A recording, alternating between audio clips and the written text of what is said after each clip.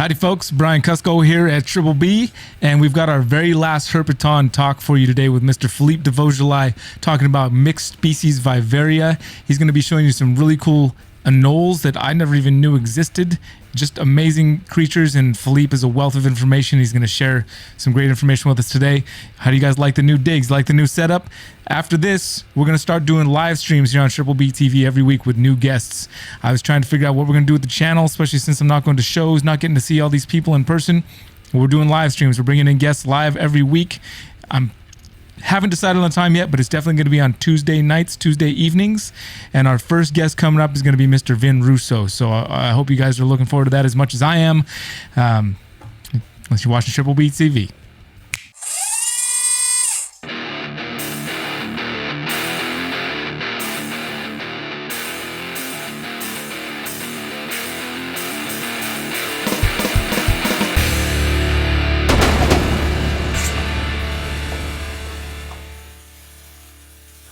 Now, first of all, one thing about herpetoculture, it does follow, and if really all animal fields follow a certain pattern of development. You really can't do anything with animals until you figure the very first step. How do we keep them alive? And that's, not only is this a pattern for the hobby, it's a pattern individually that we all go through. It's the necessary stages of learning. You're not going to be able to think about breeding something unless you figure the very first step. And that's true in pretty much all of the animal hobbies. It doesn't matter. Fish keepers went through the same thing. The second stage, and in herpetoculture, there's a particular point because I can remember what it was. You had CITES in the Endangered Species Act. At one point, we had things like emerald tree boas, all these different animals, coming in, and it stopped as a result of CITES.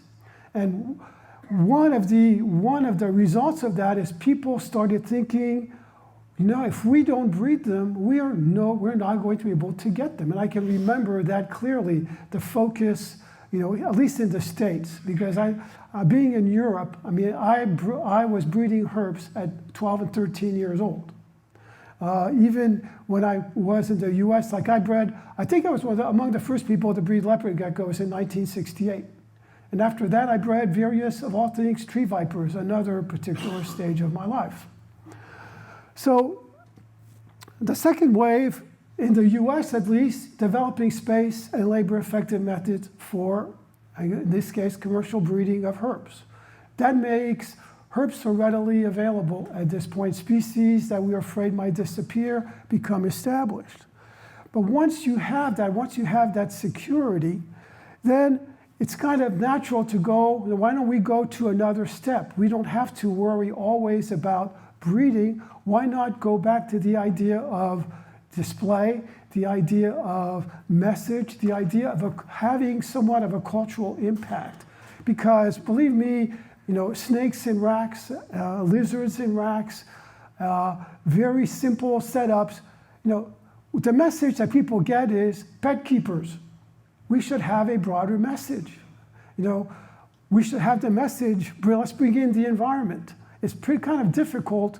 The idea of separating an animal from its environment as a message is not really the best one, considering the way things are going on in the world, but it's not the best one in terms of the general public. Going back to just another area is, when you realize sometimes what was involved in the crested gecko. Well, some people don't, bringing the crested geckos into the hobby, it cost, on my end, say with Frank, we spent over $60,000 in 3 trips in New Caledonia. Lots of politics, taking various members in New Caledonia out to dinner, right? We'd go to a place, you have to get permission from the chief to go collecting on the tribal lands. So they go, well, what do? You should invite the chief to dinner. Well, they'll go, well, I'll bring my whole family. So before you know it, you've got 5, 6 people there. In New Caledonia, everything is a fixed price. So before you've already shelled out, $500 or more just taking the family. These are the things that are involved. But people this disconnection, between like the animal in nature and, the animal in captivity. It's like even a day gecko. I mean, I can't tell you to this day, a day gecko still, it's like this early memory, but it's still a giant day gecko truly moves. I mean, it moves me in a very visceral way. I have a leopard gecko still, right? And it doesn't matter. I look at the leopard gecko, that sense of amazement is not gone. Sometimes people say, oh, people get bored, they move to other things. And my feeling is great passion and great love. One characteristic, you don't habituate. People talk in psychology, habituation is failing to react to a stimulus you're commonly exposed to. And for me, there isn't one day I still go, wow, this is fantastic. I mean, it's still something that just gets my whole, I guess my whole brain, all my synapses just going. It does not change. So once you go through these different stages, at the end of it all, there is a body of knowledge. And that's another point I want to come to is herpetoculture generates a body of knowledge. And it's a valuable body of knowledge. And it's one that we can expand on. It's one we can synthesize ideas from.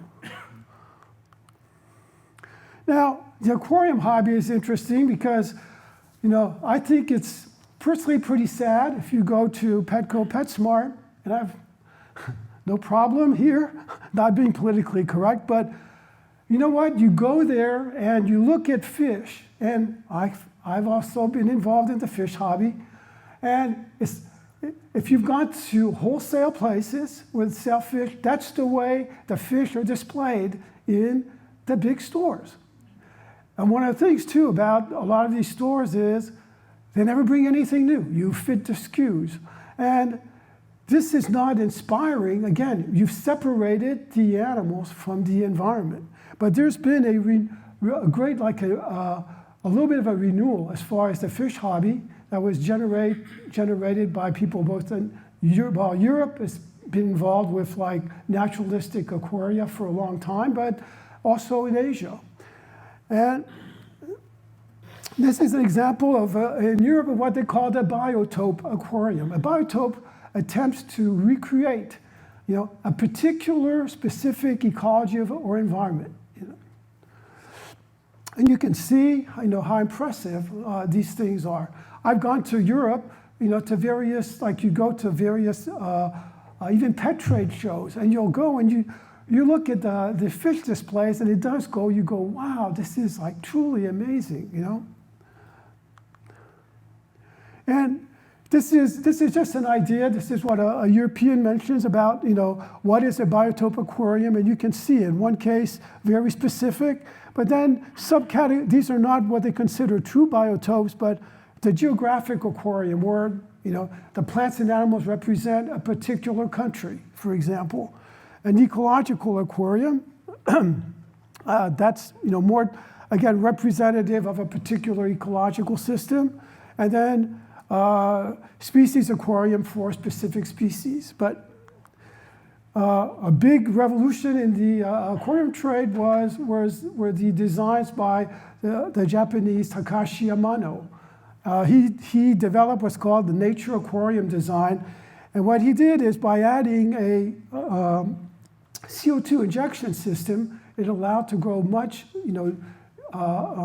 denser concentrations of plants that thrived. And, mixed species are used in these aquaria, but you can see they become works of art. And have this in a store, right? And I think a lot of these stores don't need 20 aquariums. Have one, just have one aquarium, that draws attention to the environment. One aquarium that kind of, again, brings a sense of wonder that you don't really get when you get 50 animals in a bare tank.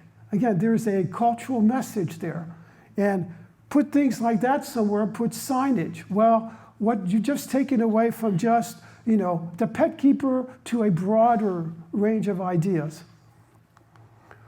And what's interesting is here, there was in a gallery in Japan, or sorry, this is in Europe, a biotope aquarium contest. If you ever get a chance, look at some of the biotope, the tanks and the biotope contests on the internet. They'll blow your mind. Just Google, biotope.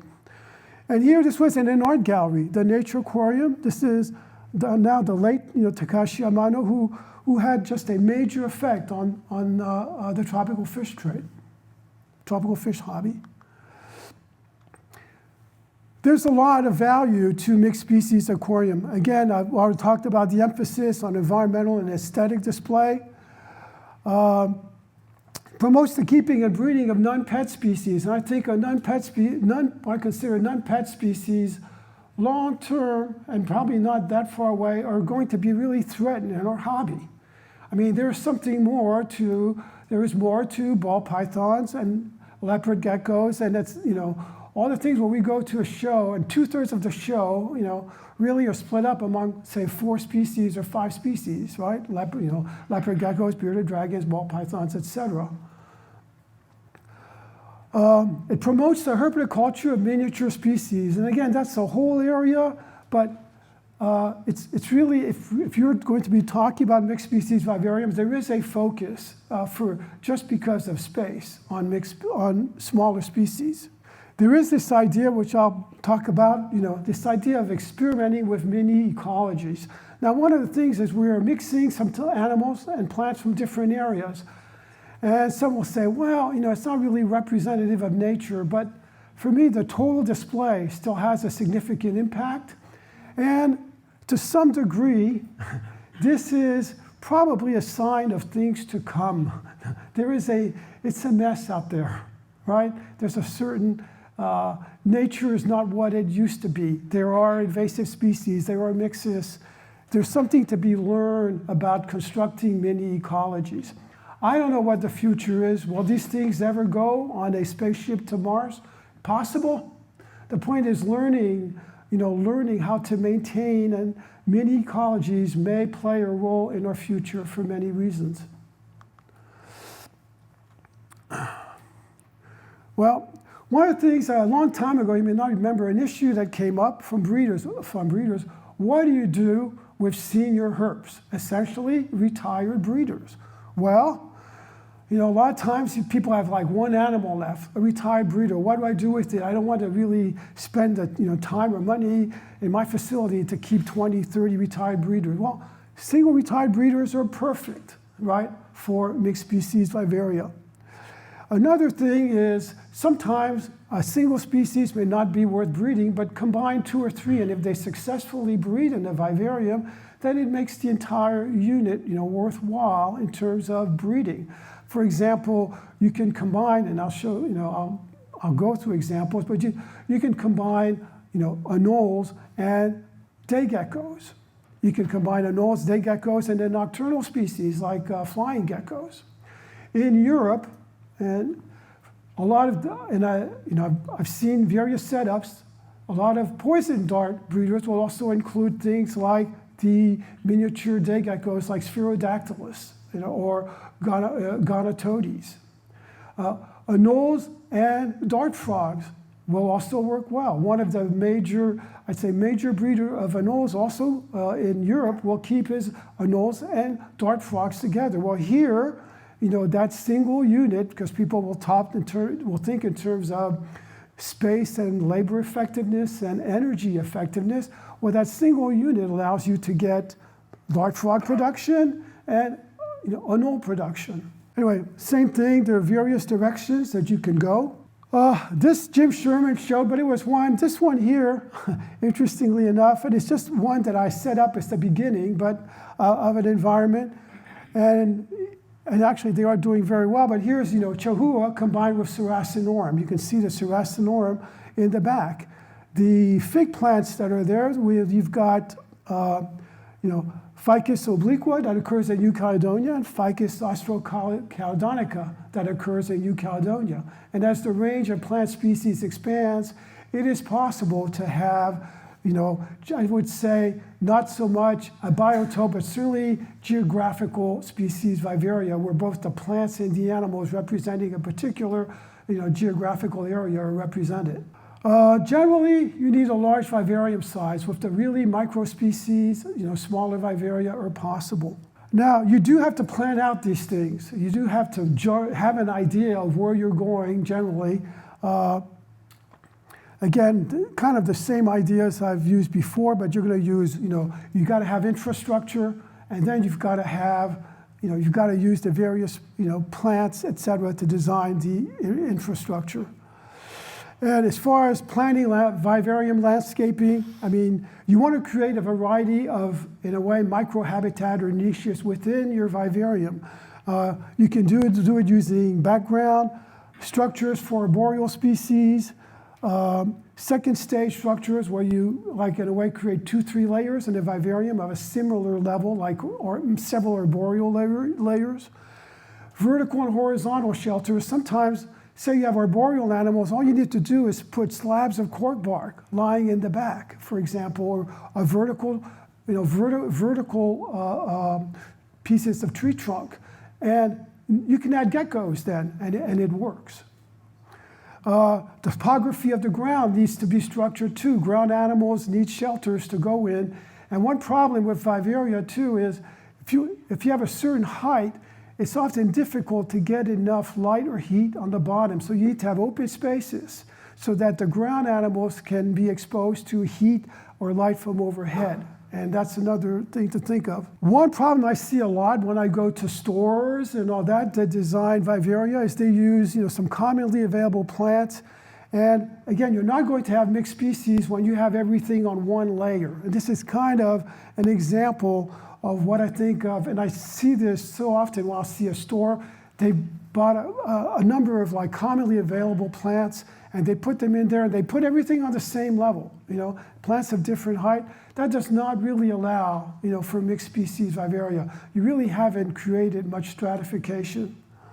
And so this is an example of what I would call, pretty close to what I call a flatland design. This is here, this particular setup, you can already see the effort at stratification. You've got different levels, different layer, border of the water. You can see that. This is an example of what I mean by stratification. This, believe it or not, way back in New York, this is from 1978, Small Worlds Vivarium. At the time, there was a guy that used to do custom-made backgrounds, and he would just pour epoxy in these big layers, put gravel, etc. And this is an example from 1978 where you can see, I'm assuming, I don't know if they're Pseudochordylus or Chordylus, a desert iguana. But again, here in the background, you can already see stratification that animals are using. This is one that I kind of started building for this. It's this is a tank I use, and a lot of the photos I'm going to be showing it from this one tank I started developing for this talk.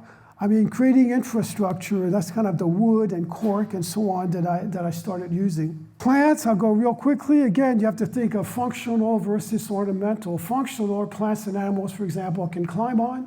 You have to think in terms of climbing plants. They're plants where animals can rest on. If you use very soft-leaved, soft-stem plants, arboreal species that have some weight can't use them.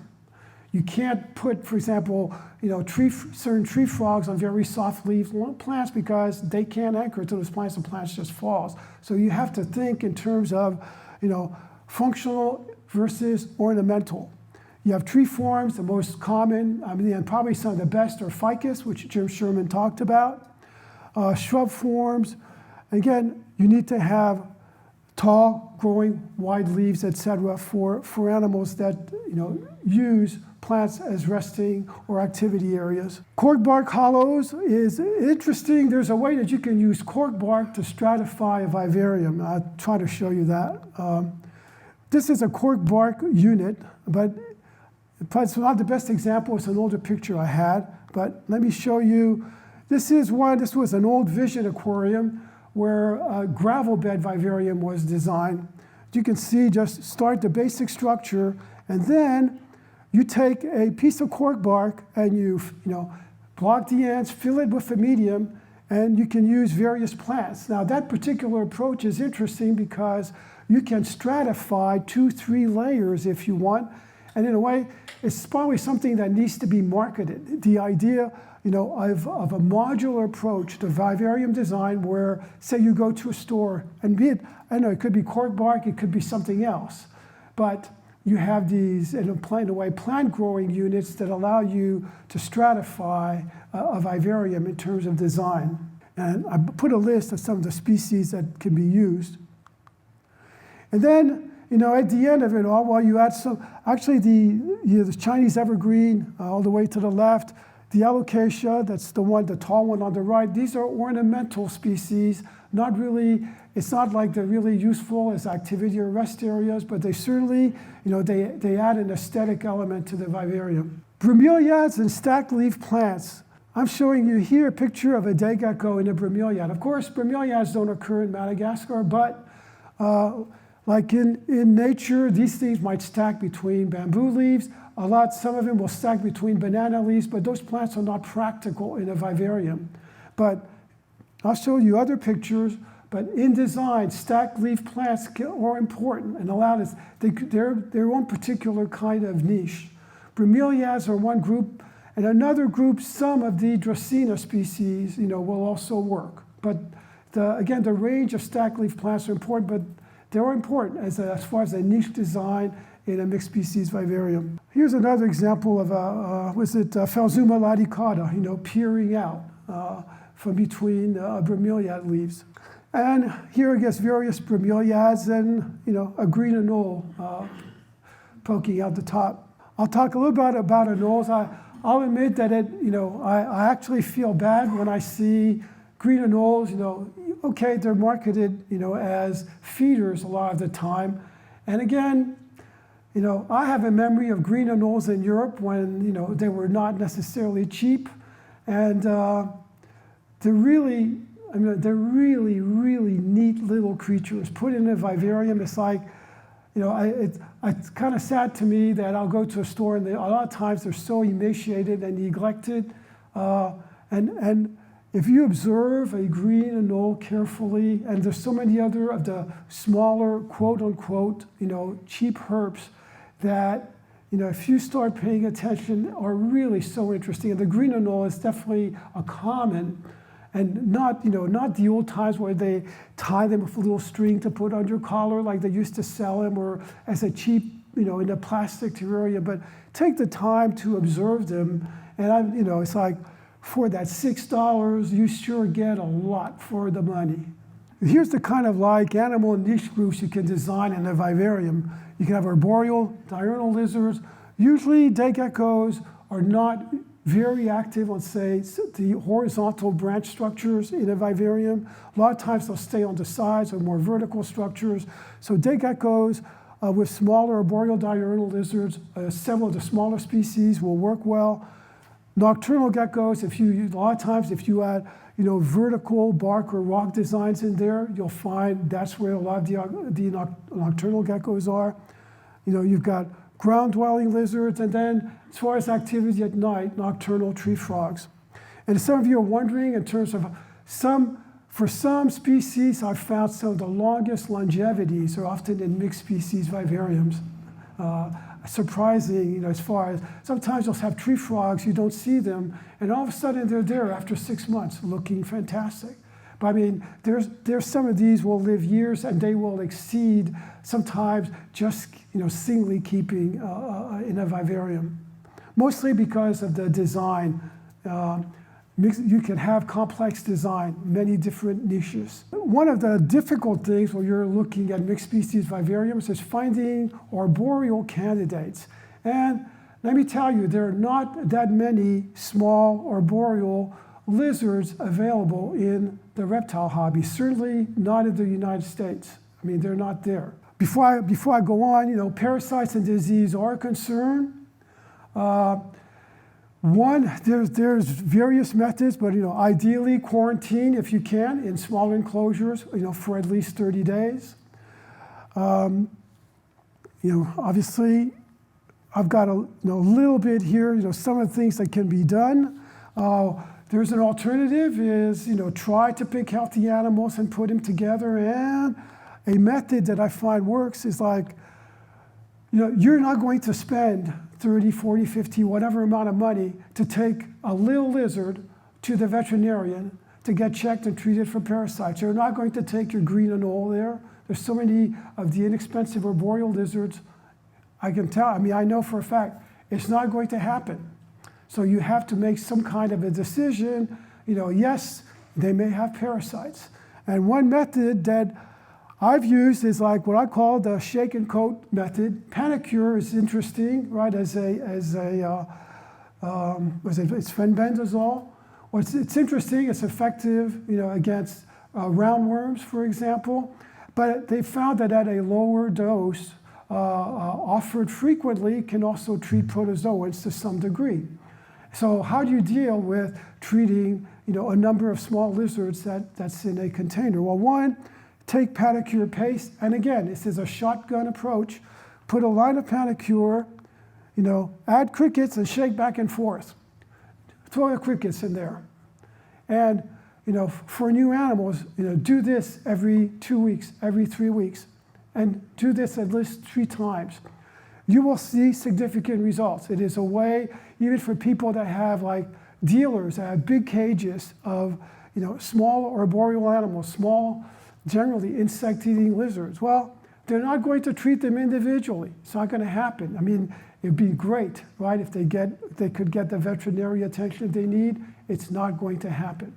Now, you could probably also do this with a liquid flagell if you can get it. Here, you go to Mexico, you can usually get liquid flagell at a store, and you can basically do a variation of this shake and coat method.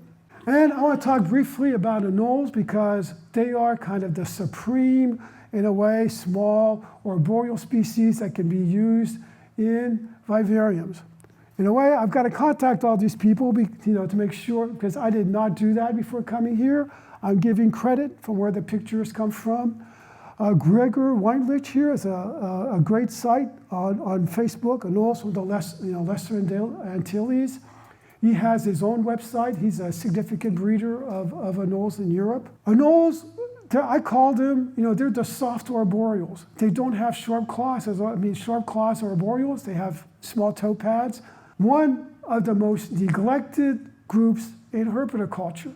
They don't have a high reproductive rate, and they lay a single egg at a time, usually several clutches, so they're neglected.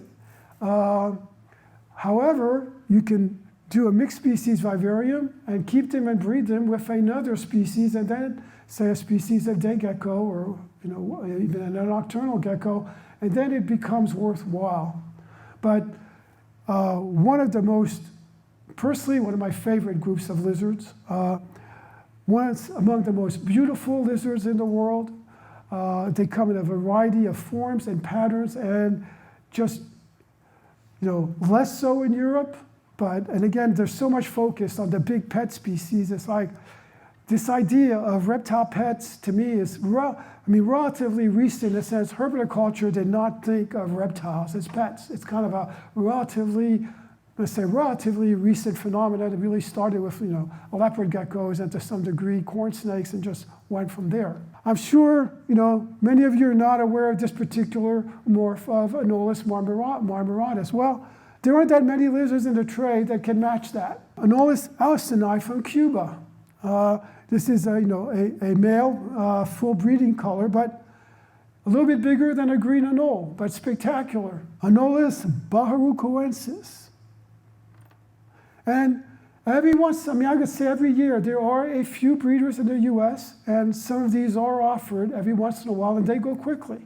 And again, you don't have a big reproductive rate, but the thing about anoles is sometimes they will live, even though they're small, they will actually live a pretty long time. They've done studies, for example, the green anole in the wild usually doesn't live much more than 2.5 years, eventually gets infested by so many parasites they die. But the records in captivity is they'll reach 7 years old. The larger anoles can reach almost 20 years old. So, under captivity, they're a good example of species that can live, many times longer than in nature. Anolis bartschii. So here I'm trying to hopefully open your eyes, to a neglected group of species in U.S. herpetoculture. Anolis sabanus. And I mean, I had a hard time finding really arboreal species to put in that tank I showed you earlier, and one of them is Japylura splendida. They do quite well. In fact, quite well. Put them with females, they will breed. The babies are minute.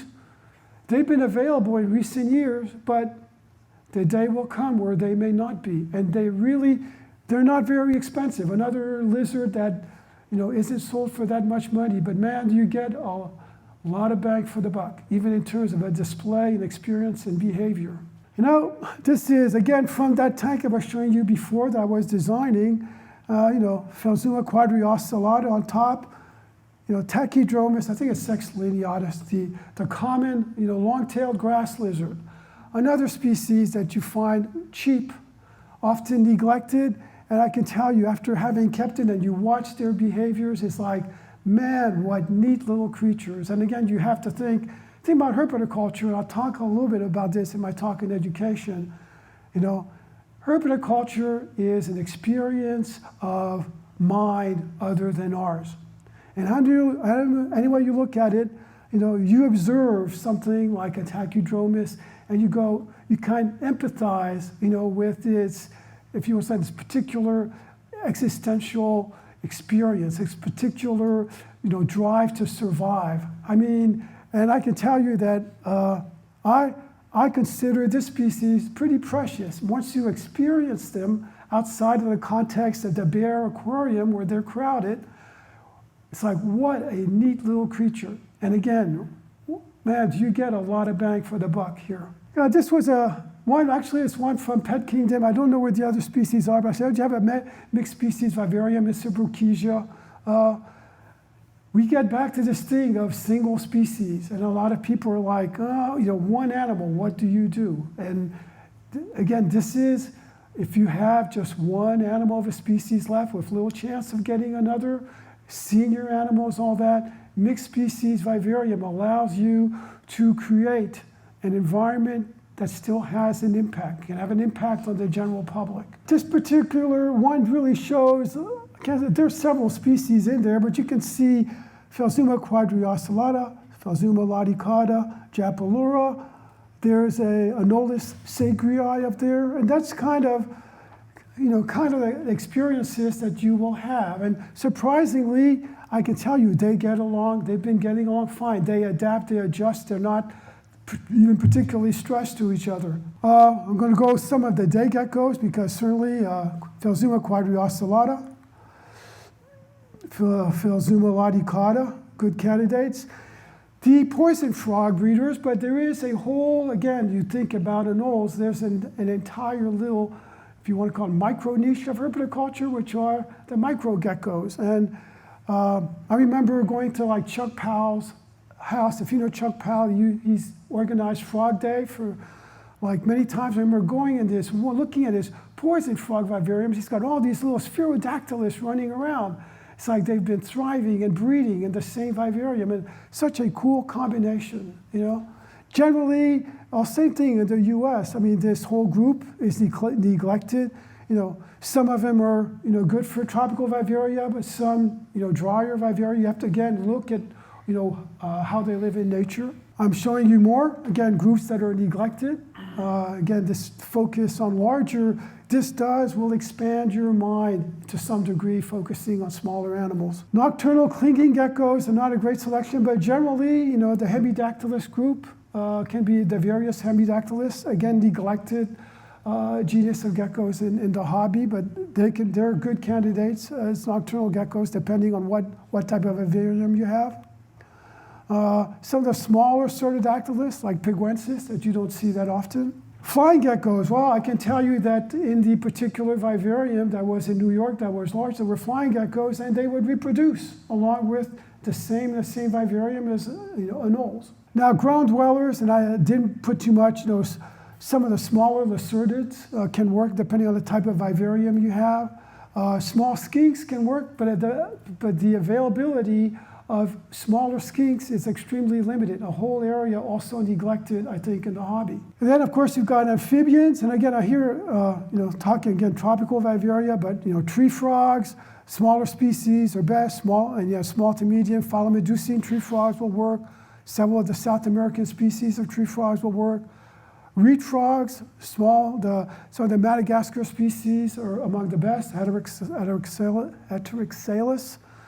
Poison frogs, and here poison frogs, you're talking higher humidity, tropical vivarium.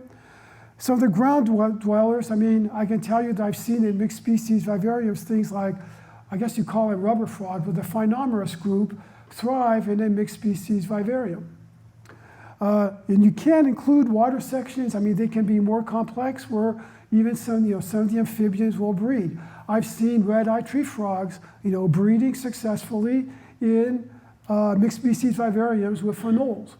Put them mixing one day, you look, and there they are. They've laid a clutch of eggs, and you can go from there. Of course, dart frogs. I can show. I'm sure you know. I forgot all the genera have changed.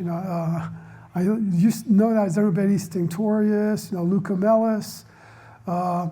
This is one with Physurius, and here you at the beginning, you've got the cork bark, and you can have there you have to include design stratification if you're going to include other species. Reed frogs, and again, the blue reed frog from Madagascar. I took a picture from a magazine. Josh's frogs, one of the, actually they, appreciate they're trying to establish a variety of frogs, and they've bred the blue reed frog from Madagascar. Starry night reed frog, another great one, does great in mixed species vivariums. Photo by David Northcott. Another species bred by Josh's frogs. Which one is this? I think it's Hyperolius guntheri, various reed frogs. Phyllomedusa, this is one in that same setup I showed you before with the various species. Phyllomedusa tomopterna, that's the same animal in that same vivarium. Red-eyed tree frog is in that. This is a large vivarium, but again, red-eyed tree frog is in there. But see, you get to observe all these animals, in the environment, in the context of being inside plants, in the context of how they're basking and how they're interacting. I think if you have a store, have one large mixed species vivarium, whether it's geographical, whether it's a mixed species, but again, create, this idea of everything being single species is great from a breeding point of view. But if you want from a message, cultural, educational display point of view, well, broaden it. You want to expose the public to this kind of a sense of wonder. Create, for me, every store, you don't need a lot. Have one amazing, fish setup that kind of puts in people's minds, wow, I can have this in my home. Put one big mixed species vivariums where kids were going to go, they're going to see the different things. See, you're going to trigger, in a way, that sense of amazement. Same, I guess I've shown that before, but again, all the various different species interacting. I guess I'm I'm almost done here. I'd ask, by the way, Pet Kingdom, I'd ask them, do you have any mixed species vivariums? This is the larger ones that they have. Cruciala splendida? Yes. Yeah. And, Basilisk, it's the larger setup. And by the way, if any of you are from out of town, do go see Pet Kingdom. They've made a great, as far as presenting animals, great effort in naturalistic vivarium design. In addition to their herb section, their fish section is also one of the best here, and they're an example, kind of the stores that I say bring the magic, to the hobby. This was another one Matt sent me a picture of. I guess. What do we have? Trachycephalus renifrictrix and Cruciala splendida. And at the end of all this, there's a body of knowledge, that emerges. And we do need formulas. And that's what I like to put out there. We need to develop formulas for geographical mixed species, for mixed species from different areas, for design. What species can be combined? Ideas on plant design. It's a whole area, where we need to develop models. Kind of what I've already mentioned before, some of the directions and benefits to the trade, what I'd like to see in the future. And that's the end of my talk. Thank you. Thank you guys for sticking around for Philippe's talk. Philippe is just, what a guy, man. I can't believe the things that guy has done for the hobby. I hope that everybody really got all the benefit they could from hearing that talk. I know I did. And looking forward to our first live stream next week with Vin Russo. And until then, you've been watching Triple B TV. Y'all take care.